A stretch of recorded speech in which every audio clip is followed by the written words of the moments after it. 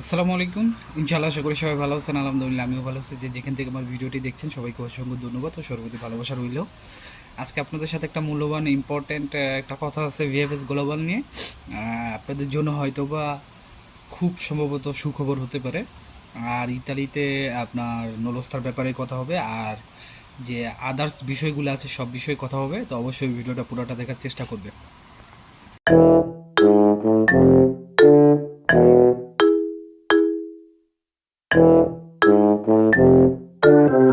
তো সব কিছুর জন্য আলহামদুলিল্লাহ।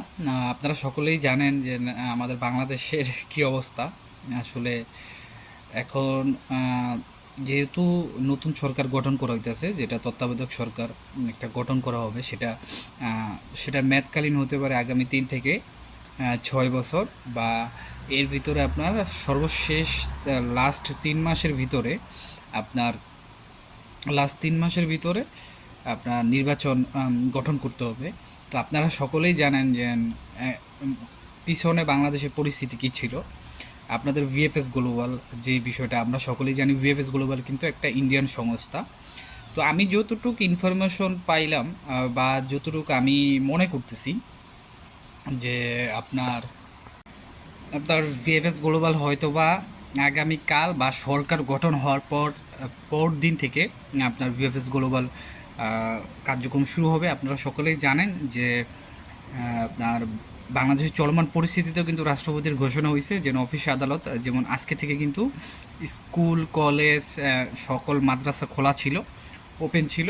হয়তো বা আগামীকাল অথবা এই সপ্তাহে যদি না হয় তাহলে আগামী রবিবার থেকে আপনারা ভিএফএস গ্লোবাল অথবা ইতালি এম্বাসির কার্যক্রম পেতে পারেন।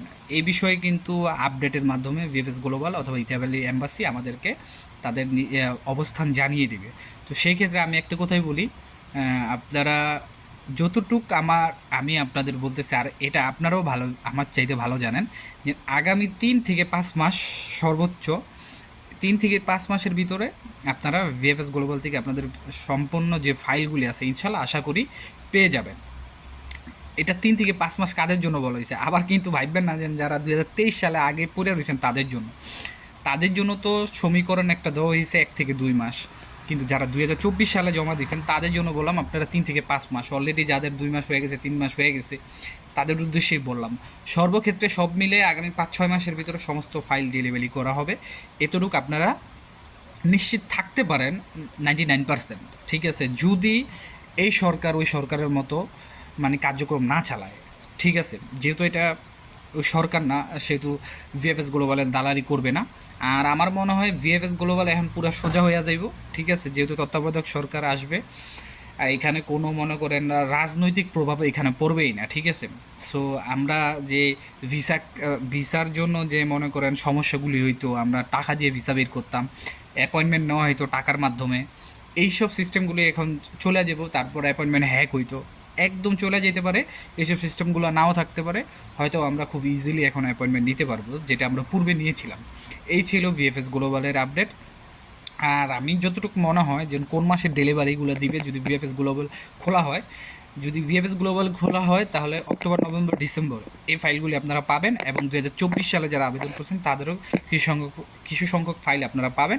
তবে আপনার ফ্যামিলি ভিসার ফাইলটা আপনারা বেশি পাবেন। এটা গেল ভিএফএস গ্লোবাল অথবা ইতালি এম্বাসির যে আপডেটটা। আর যদি ইতালির অভ্যন্তরীণ আপডেটটা আপনারা শুনতে চান, সেটা হচ্ছে আপনার, আমি খুব সুন্দরভাবে ক্লিয়ারলি আপনাদের বলতে চাই যে আমি লাস্ট আমার ভিডিওতে বলছিলাম যে ইটালিতে কিন্তু 2023 সালের যে ডিসেম্বরে আবেদন করা হয়েছে সেই আবেদনের নুলস্থা কিন্তু উঠতেছে। শুধু আমার এই কলিগের বা আমার এই রুমমেটের যেন উঠছে এরকম কিন্তু না, আরও অনেকের উঠছে। যে আমাদের এখানে কাপ পাত্রনাথের অনেক ভালো একজন প্রফেশনাল আপনার মানে বলতে গেলে অনেক ভালো কাজ করে তিনি, আমার আমার খুব চেনা জানাই বা আমার সাথে একটা ভালো আন্ডারস্ট্যান্ডিং আছে, তার ওইখান থেকেও কিন্তু নুলস্থ উঠছে। আর এখানেও তিনোটা নুলস্থ উঠছিল স্পন্সারের, আর তার যে একটা নুলস্থ উঠছে সেটাও হচ্ছে স্পন্সারের। সো আমি আপনাদেরকে জাস্ট একটা কথাই বলতে চাই যে ধৈর্য হারা হলে হবে না। ঠিক আছে, আর ভিএফএসে আপনারা এই ফাইলটা জমা দিলে ভিসা হওয়ার পসিবিলিটি কতটুকু, যেহেতু নুলস্থ উঠছে ভিসা হওয়ার পসিবিলিটি 100%। ঠিক আছে, আর একটা কথা বলি যে আপনারা একটুখানি আমার একটা লাস্ট একটা জিনিস জানা যাবেন, যেহেতু এখন বাংলাদেশের অবস্থা, আমি রাজনৈতিক কোনো বিষয়ে এখানে উঠাতে চাই না, তারপরেও একটু উঠালাম। কারণ অনেকেই এখন দেখতেছি আপনার টিকটক, সোশ্যাল মিডিয়াতে, টিকটকে, ফেসবুকে বা ইউটিউবে অনেক কমেন্ট সেকশনে আমি দেখতেছি, কারণ আমি যে নিউজগুলো দেখি তার আগে সবার আগে কমেন্ট সেকশনে যাই, কারণ কমেন্ট সেকশনে গেলেই বোঝা যায় এই নিউজটার মূল ভিত্তি কী বা জনগণ এটাকে কীভাবে দেখতেছে। তো এখন অনেক মানে শেখ হাসিনার পতনের পর এখন দেখতেছি আপনার অনেকে বলতেছে যে মানুষ কি হারাইলো, এটা মানুষ হয়তোবা আগামী দিনগুলোতে বুঝবে। ঠিক আছে, হয়তো আমরা কোনো স্বৈরাচার থেকে বেঁচে গেছি, কিন্তু আমাদের দেশের যে উন্নয়ন কাঠামোগুলি ছিল, এই যে দেখেন পারমাণবিক বিদ্যুৎ কেন্দ্র শেষ, এটার আমার মনে হয় না এটার কাজ আর সুষ্ঠুভাবে হবে আগামী 5-6 বছরেও। তারপরে আপনার এই যে হয়তো শাহজালাল বিমানবন্দরের যে থার্ড টার্মিনাল, আমার মনে হয় না এটার কাজও আর সুষ্ঠুভাবে হবে। তারপরে আরও ছোট ছোট যে আপনার পদক্ষেপগুলি ছিল শেখ হাসিনার আমলে নেওয়া হয়েছে, ঠিক আছে, কেন জানি আমার সাবেক প্রধানমন্ত্রী বলতে মন চাইতেছে না, ঠিক আছে।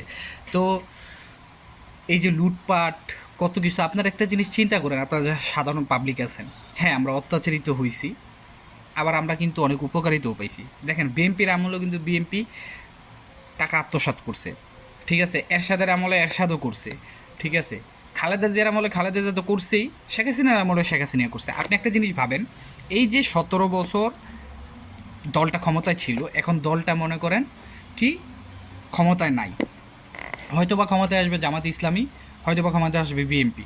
যদি বিএনপি ক্ষমতায় আসে, আগামী 5 বছর বিএনপি ক্ষমতা চালাবে, তারপরে যদি দল পল্টিকায় হয়তো আওয়ামী লীগ আসতে পারে অথবা জামাতে ইসলামী আসতে পারে, কিন্তু এই 5 বছর সেই দলটারে চালাইতে যে অর্থটা দরকার, সেই অর্থটা কিন্তু তারা ওই যে আপনারা যে 11 লক্ষ কোটি টাকার হিসাব দেখান, এই 11 লক্ষ কোটি টাকা কিন্তু নিয়ে গেছে। তো সেম এরকমভাবে বিএনপি যখন ক্ষমতায় ছিল, বিএনপিও কিন্তু এরকম দুর্নীতি করে রাখছে, কোনটা চিন্তা করিয়া যে যে কোনো সময় আমার দল পতন হতে পারে, ঠিক আছে। তো দল পতন হলে আমি দলের অর্থটা কিভাবে যোগান দিব, তো তারা এই পলিসি করেই এইভাবে অর্থ নেয়। আমার এতটুক মস্তিষ্কে যতটুক ধরলাম আমি ততটুক থেকেই বললাম, ঠিক আছে। আর এখন যেই সব জিনিস পাওয়া যাইতেছে, এর বাসায় এত বস্তা টাকা, এর বাসায় এত বস্তা টাকা, ঠিক আছে, এগুলো হচ্ছে একদম ফাঁসিকি কথা, ঠিক আছে। তো যাই হোক, যদি ভিডিওটা ভালো লাগে, যে ইনফরমেশনগুলো দিলাম ভিএফএস গ্লোবালের, এটা সবাই জানা দেওয়ার আপনাদের কর্তব্য। আর সবাই সাবধানে থাকবেন, ঠিক আছে। আমরা চাই যে যেই সরকারই আসুক আমাদের সব দিক দিয়ে ভালো হবে, দেশের উন্নয়ন, প্রত্যেক বছর দেশের উন্নয়ন কাঠামো আমাদেরকে দেখাতে হবে এরকমভাবে, ঠিক আছে। শিক্ষা ক্ষেত্রে থেকে একদম কৃষিক্ষেত্রে নিম্ন স্থানে শুরু করিয়া একদম উচ্চ স্থান পর্যন্ত আমরা এই এই সুবিধাগুলি সরকারের আন্ডারে পেতে চাই, ঠিক আছে।